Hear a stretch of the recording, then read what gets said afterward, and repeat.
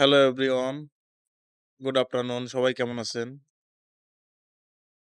সত্য কথা বলতে কি আমরা আবেগ নিয়েই চলতে ভালোবাসি। আসলে আবেগ ক্ষতি ছাড়া উপকারে আসে না। প্রতিটি পুরুষ মানুষের এটা বোঝা উচিত যে প্রতিটা পুরুষ মানুষের দিকে তার ফ্যামিলি চেয়ে থাকে।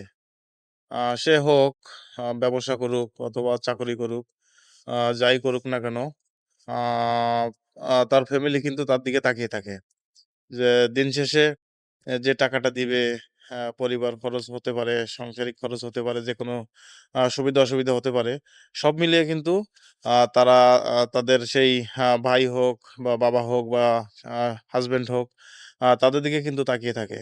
দিন শেষে আ আ সে টাকা দিবে বা সে সাপোর্ট দিবে সেটা নিয়েই তারা ভালো করে চলবে।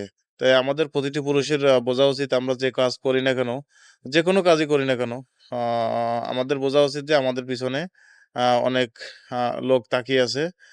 মা-বাবা, ভাই-বোন, স্ত্রী, ছেলে-মেয়ে, তাদের কথা ভেবে হলেও আমাদের আবেগ বাদ দিয়ে বিবেক খাটিয়ে কাজ করা উচিত।